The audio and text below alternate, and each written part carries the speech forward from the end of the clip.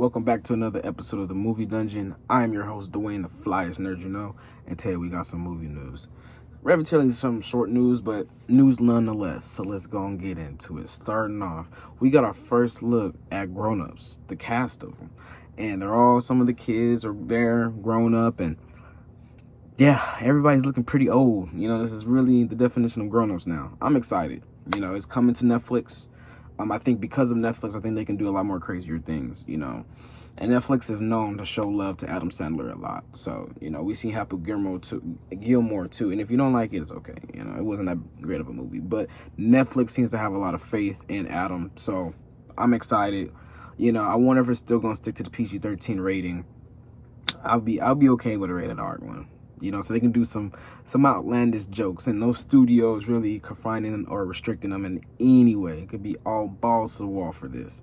So I'm very excited for that. Next, though, we got Michael Mando. He's teasing his future as Scorpion and Venom. He says that Brand New Day is level 1, right? And he said there's 3 more levels to Scorpion, and Venom being one of the levels. Now, I kind of think I'm okay with this, right? Like I said, previous videos all the time and all my rants that Spider-Man doesn't have that main person, that main villain, and I believe Scorpion is, but they keep treating him bad, right? But this will give it so much justification, especially because he wasn't in a whole lot of screen time in Brand New Day. This makes a lot more sense. You can have him build up that rivalry, and then he gets that symbiote suit, and it's probably already been on Parker, and it's going to be on him. So you put his, the symbiote pain or the symbiote anger mixed with, with Scorpions. Perfect. And I think this will be the perfect, end all be all for Scorpion, because his character done bad. But I'll leave it up to you. What you think about, Scorpion becoming our new Venom? Next, it looks like we got Kit Connor.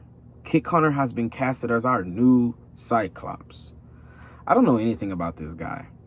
From some of the comments and some of the people online, they're vouching for his acting credibility.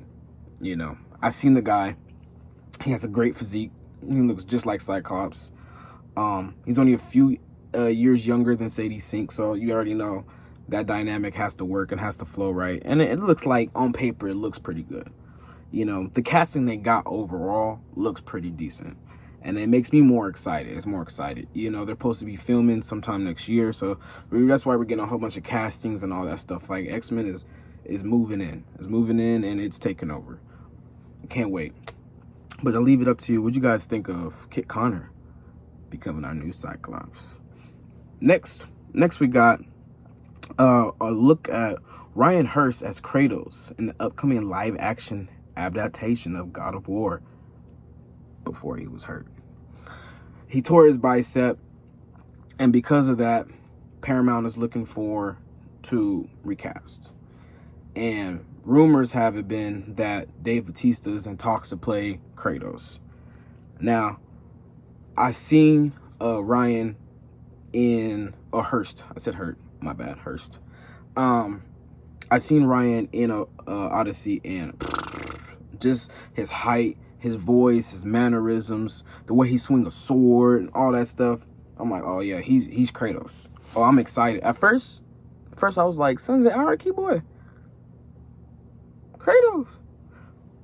We seen the picture of him, buff, muscular, with the paint on him. Amazing. And then he gets hurt.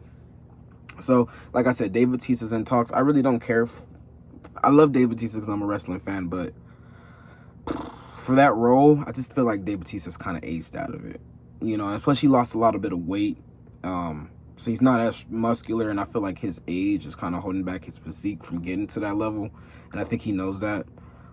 So I'm kind of worried, because Ryan, he had it on point. And I was getting more excited after I saw him, like I said, in Odyssey, because before I didn't really care for it, but I really do feel like we missed out on a good Kratos. Hopefully he can heal fast, and maybe he'll come back. They're actually looking to recast Atreides in season 2 as well. So we see how that goes. It's probably just because, you know, the age, they want to get an actor that's a little bit older, you know, because from the pictures it looked like Atreides is a damn near an infant. I'm just playing. He looks like an 8-year-old little boy, even smaller. You know what I mean? So I'm definitely rooting for the whole recasting of Atreides in season 2. Hell, it might be even more. They might like the dynamic between Ryan and that kid, and they just, you know, they just don't feel like bringing the kid in to reshoot a whole bunch of scenes. So, you know, like, hey, we'll just recast them. You know, the dynamic between these two is great, but we're not gonna have it, so let's just look for somebody else. But I'll leave it up to you and what you think about, you know, our boy Ryan getting hurt, you know, and missing out on playing God of War. But that's all we really got. Wasn't too much. We did get a little trailer for that little Santa Claus movie. You know, that's okay. But yeah, this is all the major news for the week, and I appreciate you guys for clicking in and tuning in. Please hit that like and subscribe. I'm your host, Dwayne, the Flyers Nerd, you know, and this is the Movie Dungeon. Peace.